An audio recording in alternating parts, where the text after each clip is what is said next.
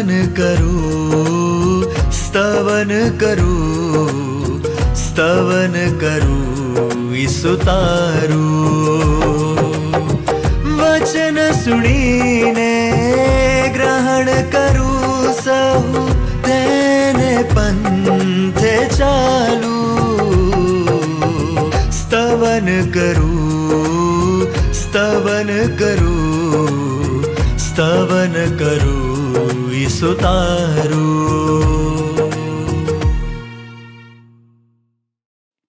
પ્રિય મિત્રો, આપણા સર્જનહાર ઈશ્વરના નામમાં આપ સર્વનું સ્તવન બાઇબલ અભ્યાસમાં સ્વાગત કરું છું. મિત્રો, ઈશ્વર આપણને ખૂબ પ્રેમ કરે છે અને તેથી આપણે પણ ઈશ્વરને પ્રેમ કરવો જોઈએ. ઈશ્વરના પવિત્ર વચનો વાંચીને, પ્રાર્થના કરીને અને તેમના વચનો પ્રમાણે જીવનમાં આગળ વધીને આપણે ઈશ્વરને પ્રેમ કરી શકીએ છીએ. સ્તવન કાર્યક્રમમાં આપણે આ જ બાબતો શીખી રહ્યા છીએ.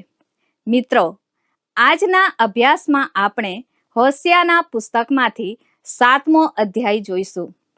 તેમાં ઈશ્વરની પસંદ કરેલી પ્રજા ઈશ્વર તરફ પાછા ફરવાને બદલે બીજી તરફ જાય છે.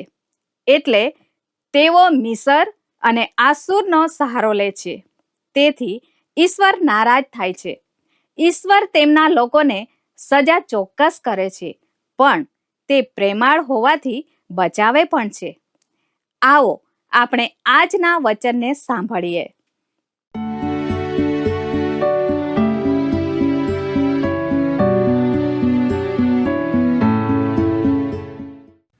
કેમ છો દર્શક મિત્રો? આપને ફરીથી મળતા મને ખૂબ આનંદ થાય છે. મિત્રો, આજે આપણે હોશિયા પ્રબોધકના પુસ્તકના 7મા અધ્યાયનો અભ્યાસ કરવાના છીએ.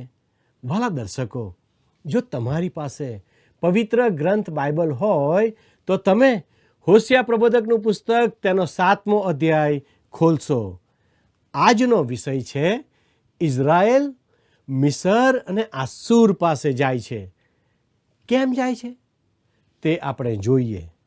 મિત્રો, હોશિયા પ્રબોધકના 7મા અધ્યાયથી લઈને 12મા અધ્યાય સુધી એ સત્યતા જણાવવામાં આવી છે કે ઈશ્વર ઇઝરાયેલ પર પ્રેમ કરે છે. તેથી તે ઈશ્વરની તરફ ફરીને આવનાર ન્યાય શાસનથી બચી શકે. ઈશ્વર ઇઝરાયેલ સાથે કઠોરતાથી વર્તે છે, પણ ન્યાય શાસન આવે તે પહેલાં તે કોમળતાથી આ પ્રજાને પોતાની પાસે બોલાવે છે. પણ ઇઝરાયેલ ઈશ્વર તરફ જવાને બદલે મિસર અને આસુર દેશો પાસે જાય છે. વાલા મિત્રો, બાઇબલમાંથી 7મા અધ્યાયની પહેલી કલમ આપણે વાંચીએ. જો તમારી પાસે બાઇબલ છે તો તમે તમારા બાઇબલમાં 784 નંબરનું પાનું ખોલશો. હોશિયા 7 અને 1. જ્યારે હું ઇઝરાયેલને સાજો કરવા ઈચ્છતો હતો ત્યારે એફ્રાઈમનો અન્યાય તથા શમરૂનની દુષ્ટતા જાહેર થઈ, કેમ કે તેઓ વિશ્વાસઘાત કરે છે. ચોર અંદર પેસે છે ને લૂંટારાઓનું ધાડું બહારથી લૂંટે છે. વાલા દર્શક મિત્રો, શમરૂન ઉત્તરના રાજ્યનું પાટનગર એટલે કે રાજધાની હતી. ઓમરીએ તેને રાજધાની બનાવી અને પછી આહાબ અને ઇઝબેલે ત્યાં મહેલ બનાવ્યો. જો તમે ઇઝરાયેલની મુસાફરી કરી હોય તો શમરૂનના પહાડની ટોચ ઉપરથી આખા વિસ્તારનું દ્રશ્ય જોઈ શકાય છે. પશ્ચિમમાં ભૂમધ્ય સમુદ્ર છે, પૂર્વમાં યર્દનની ખીણ, ઉત્તરમાં હેર્મોન અને મિગિદો પહાડ અને દક્ષિણમાં યરૂશાલેમ શહેર. દરેક દિશામાંની સુંદર જગ્યાઓ જોવામાંથી કશું જ બાકી કરી શકાય તેવું નથી. પણ આજે તે પડતર અરણ્ય જેવું છે. તેના પર ઈશ્વરનો ન્યાય છે.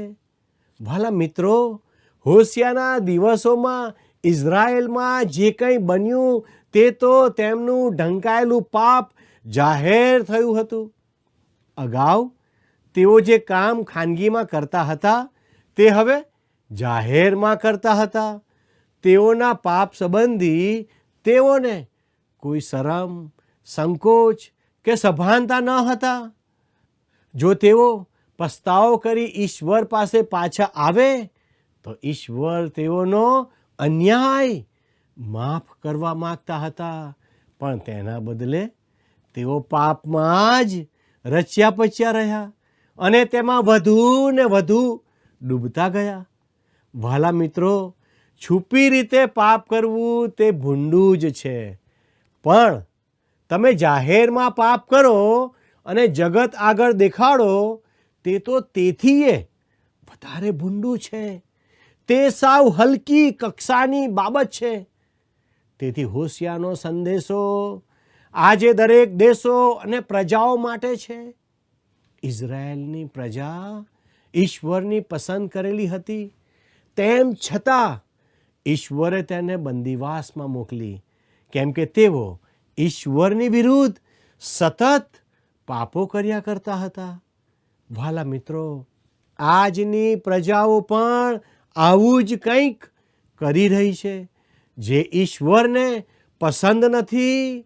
દાખલા તરીકે સજાતીય સંબંધો, વ્યભિચાર, હત્યા વગેરે વગેરે. પહેલાં જે ખાનગીમાં થતું હતું તે પાપ હવે જાહેરમાં થાય છે અને તેના માટે કોઈને શરમ લાગતી નથી. મારા પ્રિય દર્શક મિત્રો, અગાઉ આવા પાપો ઢંકાયેલા હતા, જ્યારે આજે આવા પાપો જાહેરમાં અથવા જગતના દેખતા થાય છે. તેને લોકો નવી નૈતિકતા કહે છે અને પાપની સાથે મિત્રતા બંધાય છે. કેટલીક જગ્યાએ આવા પાપ કરનારને અને હિંમત બતાવનારને ઉત્તેજન અપાય છે. જાહેરમાં પાપ કરવું તે કોઈ સિદ્ધિ નથી, તે તો મિત્ર પતન છે, પતન. આપણે સંસ્કારોને અને સંસ્કૃતિને ગુમાવી રહ્યા છીએ. તે ખરેખર દુઃખદ છે. ભલા મિત્રો, હવે આપણે બીજી કલમ તરફ નજર કરીએ. હોશિયા 7:2. તેઓની સઘળી દુષ્ટતા મારા સ્મરણમાં છે. તેઓ પોતાના મનમાં વિચાર કરતા નથી. તેમના પોતાના કામોએ તેમને ચોગરદમ ઘેરી લીધા છે. તે કામો મારી નજર આગળ જ છે. અહીં ઈશ્વર જણાવે છે કે હું અગાઉથી તેઓના પાપ જાણું છું, પણ હવે તેઓ એક ડગલું આગળ વધ્યા છે. હવે તેઓ જાહેરમાં તે પાપ કરે છે. તેનો અર્થ કે હવે તેઓ નૈતિકતાની સૌથી નીચલી કક્ષાએ પહોંચી ગયા છે. ખરું ને મિત્ર? તો મિત્ર, ચાલો આપણે હોશિયા 7:3 શું લખ્યું છે તે વાંચીએ.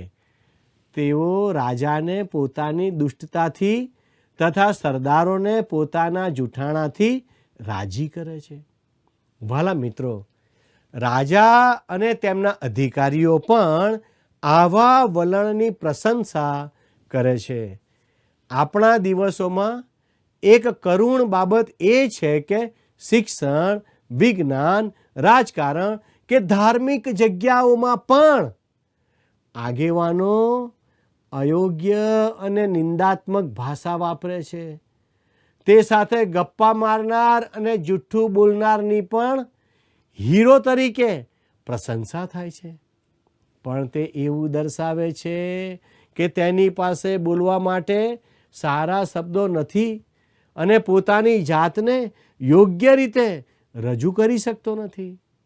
ભલા મિત્રો, આજે વિશ્વના સર્વ દેશોમાં આવા જૂઠ્ઠા લોકો અને તેમના અમલદારો જોવા મળે છે. ચાલો આપણે હોશિયા 7:4 વાંચીએ. તેઓ સર્વ વ્યભિચારીઓ છે. ભઠિયારાએ તપાવેલી ભઠ્ઠી જેવા તેઓ છે. લોટના લોંદાને મસળે ત્યારથી તે તેને ખમીર ચડે ત્યાં સુધી અગ્નિને સંકોરવાનું તે બંધ કરે છે. વાલા મિત્રો, અહીં ખૂબ જ અજાયબ ઉપમા વાપરી છે. તેઓ ભઠિયારાએ તપાવેલી ભઠ્ઠી જેવા છે. તે લોટના લોંદાને મસળે ત્યારે તેને ખમીર ચડે ત્યાં સુધી તે અગ્નિને સંકોરવાને બંધ રાખે છે. અહીં મિત્ર, ઈશ્વર આત્મિક દુષ્ટતા નહીં પણ ભયંકર અનૈતિકતાની વાત કરે છે. પહેલાં તેઓ પોતાનું પાપ ઢંકાયેલું રાખતા હતા, પણ હવે તેઓ ખુલ્લી ભઠ્ઠી જેવા છે, વાસનાથી ગરમ. આજે પુરુષો અને મહિલાઓમાં પણ જાતીયતા પ્રત્યે ખુલ્લાપણું જોવા મળે છે. વહાલા દર્શક મિત્રો, હવે આપણા અભ્યાસમાં આગળ વધતા હોશિયા પ્રબોધકનું પુસ્તક 7મો અધ્યાય અને 5મી કલમમાં શું લખ્યું છે તે નિહાળીએ. અમારા રાજાના જન્મદિવસે સરદારો મધ્યની ગરમીથી માંદા પડ્યા છે. રાજાએ નિંદાખોરોની સાથે સહવાસ રાખ્યો છે. વહાલા દર્શક મિત્રો, અહીં લખ્યું છે કે રાજા દારૂ પીને પોતે જ પોતાને મૂર્ખ બનાવે છે. ઉત્તરના રાજ્યનું પતન કેમ થયું? તે તો પ્રતિમાની ભક્તિને લીધે થયું. તેને લીધે તેઓ ઈશ્વરથી દૂર ગયા. તેને લીધે હંમેશા ભયંકર અનીતિ અને ભ્રષ્ટતા આવે છે. દારૂ અને સ્ત્રીઓએ, સ્વાદ અને જાતીયતાએ ઉત્તરના રાજ્યને ભટકાવી દીધું હતું. ભાલા દર્શક મિત્રો, વિચાર કરો કે આજના માનવ જીવનમાં પુરુષો અને સ્ત્રીઓ કોને પ્રાધાન્ય આપે છે? પહેલાં ખાનગીમાં થતી બાબતો એટલે દુષ્ટતા, દારૂ અને જાતીયતા હવે જાહેરમાં આવી ગઈ છે. આપણા સમાજ અને સંસ્કૃતિમાં આ બાબતો મુખ્ય બનતી જાય છે. જ્યારે આ બાબતો ઇઝરાયલમાં જાહેરમાં આવવા લાગી ત્યારે ઈશ્વરે કહ્યું કે હવે તે પગલું ભરશે, તે ન્યાય કરી શિક્ષા કરશે. વાલા મિત્રો, હવે આપણે હોશિયા 7 અને 6 વાંચીએ. કેમ કે પોતાનું મન ભઠ્ઠીની પેઠે તૈયાર કરીને તેઓ સંતાઈને તાકી રહ્યા છે. તેઓનો ક્રોધ આખી રાત ઊંઘતો પડી રહે છે.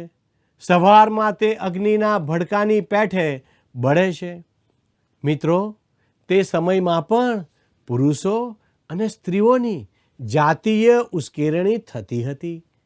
આજે જાતીયતા વિષયક લખાણો, ચિત્રો કે ફિલ્મ વિશે ખોટી દલીલ કરવામાં આવે છે કે અમે પુખ્ત છીએ અને અમારે શું જોવું અને શું સાંભળવું તે પસંદ કરવાનો અમને અધિકાર છે. હા, જો ચારે બાજુ આવી ગંદકી જ હોય તો આપણને પસંદગીની છૂટ કે મુક્તિ રહેતી નથી. તો પણ દુનિયા જે રજૂઆત કરે છે એના કરતાં ઘણાને સારી બાબતો જોવી છે અને સાંભળવી છે, પણ ખરાબ બાબતોની રજૂઆતો થવાને લીધે આપણી સ્વતંત્રતા છીનવાઈ જાય છે. મોટા ભાગના લોકો મુક્ત મને મોજ મજા કરવામાં પાપ તરફ ખેંચાઈ જાય છે.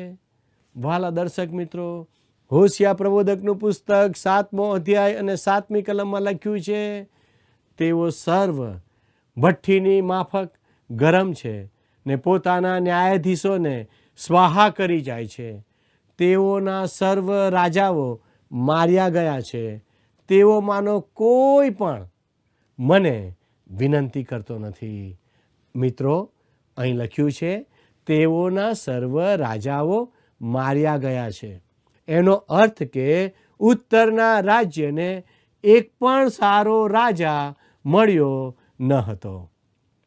પણ પવિત્ર ગ્રંથ બાઇબલ અને ઇતિહાસ જણાવે છે કે યહૂદિયા રાજ્યને થોડા સારા રાજા મળ્યા હતા. યહૂદિયાના 5 રાજાઓએ તો ધર્મ સુધારણા કરી હતી, પણ ઉત્તરના દુષ્ટ રાજાઓને લીધે ત્યાં કોઈ ધર્મ સુધારણા થઈ નહીં. તેઓમાં આહાબ રાજા અને ઇઝબેલ રાણીએ તો દુષ્ટતાની હદ વટાવી દીધી હતી. બીજા પણ તેઓની પાછળ ચાલતા હતા. ઉત્તરના ઘણા રાજાઓના ખૂન કરવામાં આવ્યા. તેઓના રાજ્યના ટૂંકા ઇતિહાસમાં 9 જુદા જુદા કુળના રાજાઓ બદલાયા. ઉત્તરના રાજ્યના રાજાઓની શરૂઆત યરોબામથી થઈ, પણ થોડો સમય થાય અને કોઈ રાજાનું ખૂન થાય અને બીજા કુળનો રાજા આવે. તેઓમાં આવા આક્રમક રાજવંશો ચાલ્યા. કેટલાક રાજા ખૂબ ટૂંકો સમય જ રાજ કરી શક્યા અને કેટલાકના પુત્રોને રાજા બનવાનું મળ્યું નહીં. આ તો તેઓના પર ઈશ્વરનું રાજ્યાસન હતું. ઈશ્વરે દાઉદના કુળને પસંદ કર્યું હતું અને આશીર્વાદ આપ્યો હતો. ઉત્તરના વિભાજિત રાજ્ય માટે આવું કોઈ વચન આપવામાં આવ્યું ન હતું. પ્રિય મિત્રો, 8મી કલમ એફ્રાઈમ વિશે આપણને શું કહે છે તે જોઈએ. હોશિયા 7 અને 8 વાંચીએ. એફ્રાઈમ તો વિદેશી પ્રજાઓની સાથે ભળી જાય છે. એફ્રાઈમ તો ફેરવ્યા વગરની પોળો જેવો છે. વાલા દર્શક મિત્રો, ઈશ્વરને મિશ્રણ પસંદ નથી. તે ઈચ્છે છે કે તેમની પ્રજા પોતાના સમૂહમાં રહે. એફ્રાઈમ તો ફેરવ્યા વગરની પોળો જેવો છે. અહીં એક સરસ રોજિંદુ ઉદાહરણ જોવા મળે છે.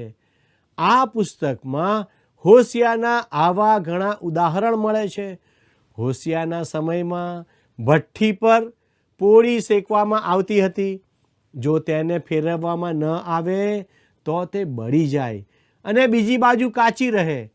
આ એફ્રાઈમનું ચિત્ર હતું. આ દેશ એક બાજુએ શેકેલો અને બીજી બાજુએ બળી ગયેલો બન્યો હતો. ઈશ્વર પ્રત્યે તેઓ ઠંડુ અને ગરમ મિશ્ર વલણ રાખતા હતા. એક બાજુથી પાકેલા અને બીજી બાજુથી કાચા. આજે આપણા સમાજની પણ આવી જ વર્તણૂક જોવા મળે છે. તેમના વિશ્વાસનું વલણ, વચનો પ્રત્યે તેમનો ઉત્સાહ અને પ્રત્યુત્તર ઠંડા અને ગરમ હોય છે.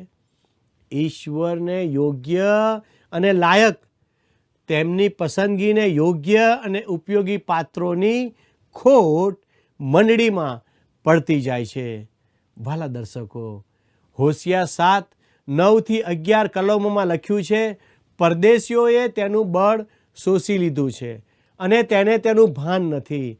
તેને શિરે આછા આછા પડ્યા આવ્યા છે, તથાપિ તે જાણતો નથી.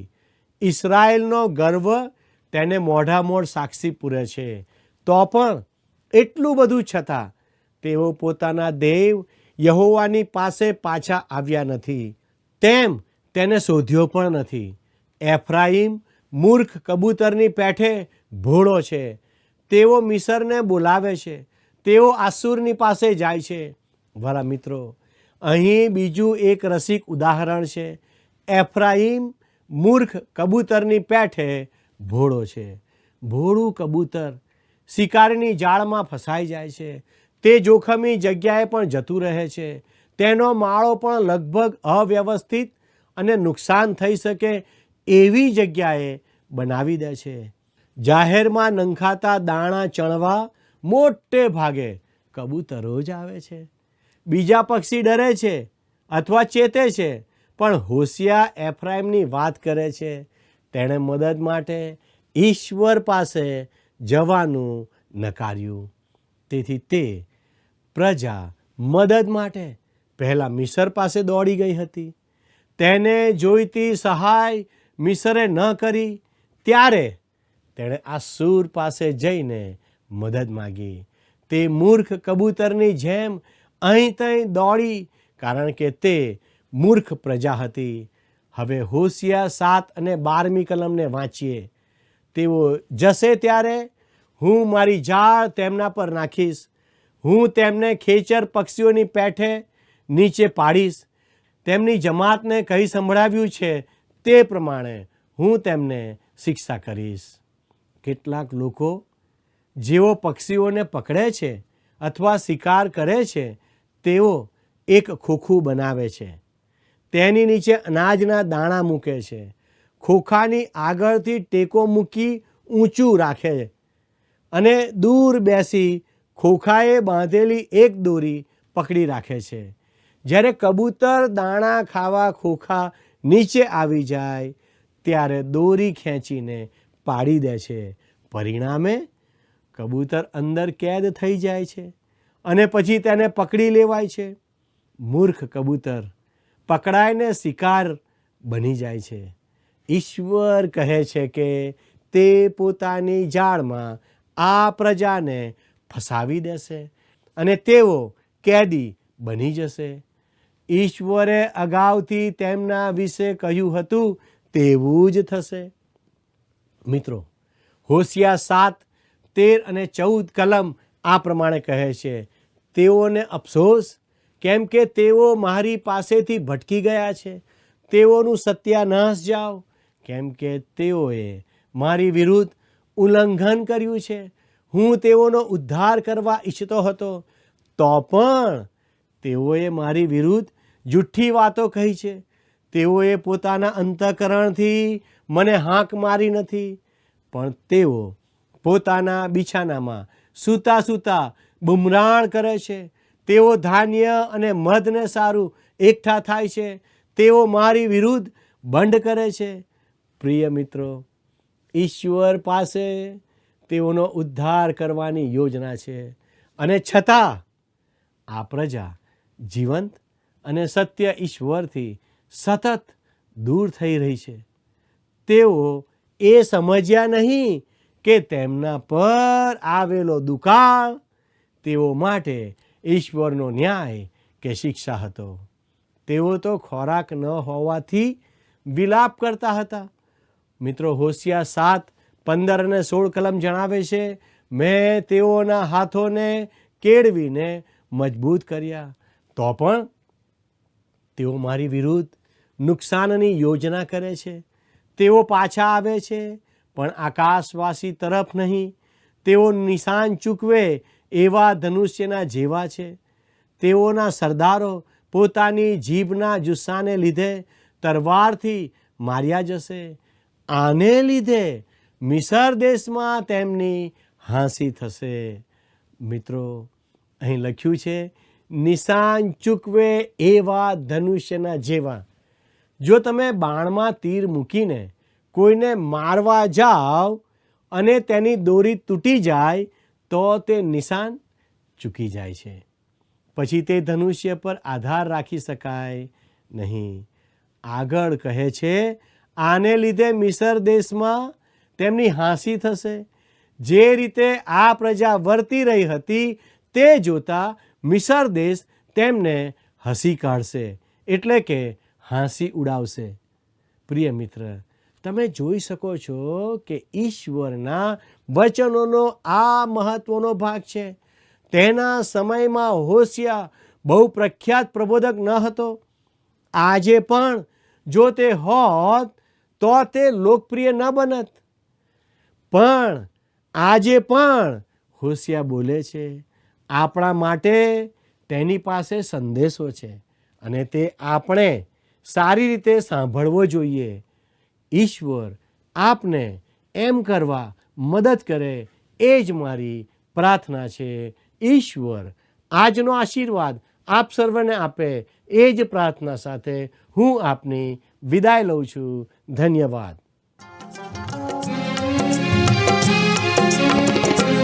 ईसुने शरणे जाओ प्रभु, ईसुने शरणे जाओ, ईसुने शरणे जाओ प्रभु, ईसुने शरणे जाओ.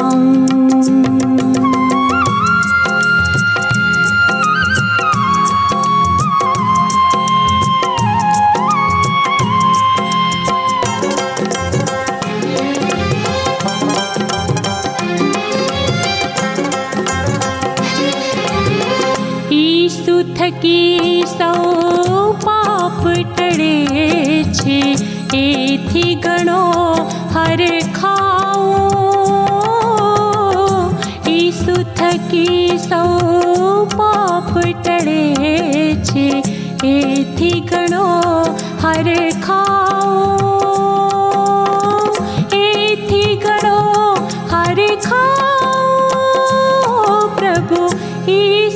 शरणे जाऊं, यीशु ने शरणे जाऊं, प्रभु यीशु ने शरणे जाऊं।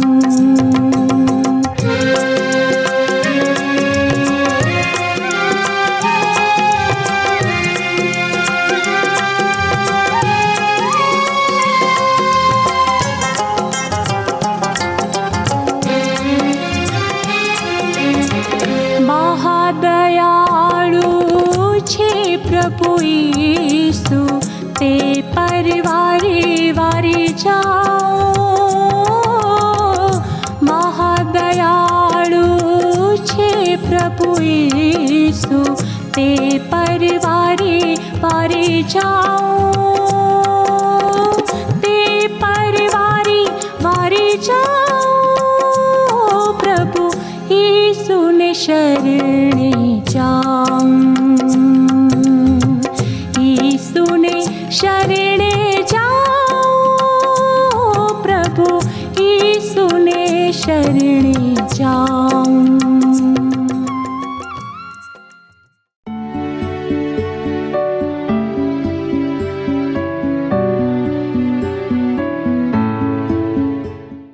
પ્રિય મિત્રો, આજના પાઠમાં આપણે જોઈ શક્યા કે ઇઝરાયેલ પ્રજા ઈશ્વરના વચનો જાણતી હોવા છતાં તેઓ બીજાની વાતોમાં આવી જઈને દુષ્ટ કાર્યો અને છુપા પાપો કરતા હતા. વ્યભિચાર અને અનૈતિકતા તેઓમાં પ્રસરી ગઈ હતી. તેથી ઈશ્વર તેઓ પર નારાજ થયા અને તેઓને બંદીવાસમાં મોકલી દીધા. તેમના પર દુકાળ આવ્યો, પણ તેઓ સમજ્યા નહીં કે ઈશ્વર તરફથી આવેલ આ ન્યાય શાસન કે શિક્ષા છે. મિત્રો, એ સમયમાં જે બધું થયું એવું જ આજે પણ થઈ રહ્યું છે. આજે તો એના કરતાં પણ વધારે ધૃષ્ટતા લોકોમાં જોવા મળી રહી છે. હવે તો લોકોને ઈશ્વરનો જરા પણ ડર લાગતો નથી. બાઇબલના વચનો જાણે છે તેમ છતાં તેઓ ખરાબ કામો કરી રહ્યા છે. મિત્રો, ઈશ્વર કહે છે કે જે કોઈ પોતાને વિશ્વાસી કહીને મારા વચન પાળતો નથી તેને હું સખત સજા કરીશ. મિત્રો, આજે આપણા જીવન સંબંધી વિચાર કરીએ. મિત્રો, આજનો પ્રશ્ન છે, ઉત્તરના રાજ્યનું પાટનગર કયું હતું? એ આસુર, બી સમરૂન, સી મિસર, ડી એફ્રાઈમ. મિત્રો, ગત પ્રશ્નનો જવાબ છે સી, અન્યાય કરનારાઓનું નગર. વાલા મિત્રો, આજના કાર્યક્રમ વિશે આપના પ્રતિભાવો અને આજના પ્રશ્નનો જવાબ અમને જરૂરથી મોકલી આપશો. સંપર્ક માટે અમારો ફોન નંબર છે 94 29 37 56 10 9429375610. આ નંબર પર આપ અમને મિસ કોલ, SMS અથવા વોટ્સએપ પણ કરી શકો છો. આભાર. શું તમને આ કાર્યક્રમ ગમ્યો? અત્યારે જ અમને મિસ કોલ કરો.